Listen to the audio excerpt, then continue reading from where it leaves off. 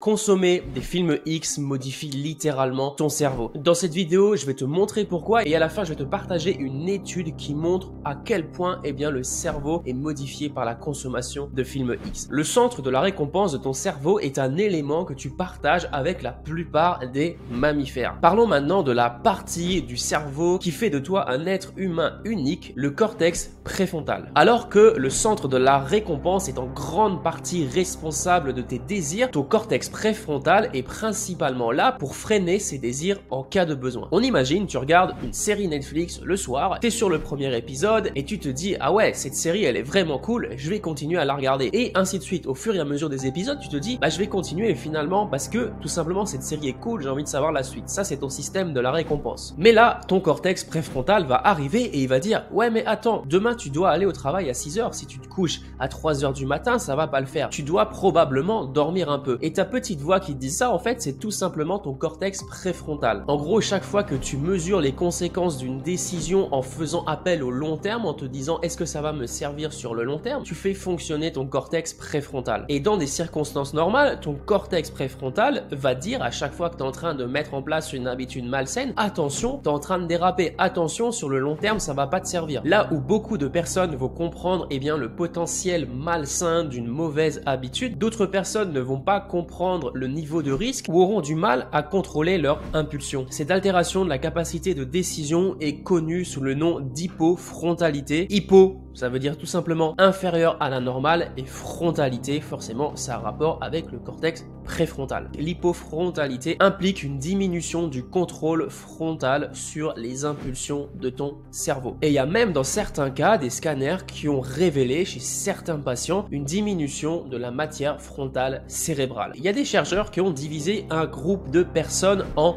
deux groupes. Le premier groupe a été tout simplement invité à se priver de consommer des films X pendant au moins 2 semaines. L'autre groupe a été invité à se priver de son plat préféré. Bien que les deux groupes ont fait pendant ces 2 semaines preuve de maîtrise de soi, seuls ceux qui ont consommé des films X ont amélioré leur score en ce qui concerne leur capacité à apprécier les récompenses sur le long terme. En d'autres termes, la maîtrise de soi n'a pas été le facteur clé de cette différence, mais plutôt la consommation de films X, étant donné que les autres aussi ont fait preuve de maîtrise de soi en se privant de leur plat préféré, mais eux n'ont pas eu de meilleur score. Cela signifie tout simplement que la consommation de films X n'est pas liée à l'hypofrontalité, mais elle provoque l'hypofrontalité. C'est pas la même chose. Tout ça pour dire que la consommation de films X peut créer une boucle de rétroaction entre les envies et le désir, mais ça peut également diminuer la capacité du cerveau à contrôler ses envies. Et je pense que si tu es dépendant, tu l'as déjà remarqué.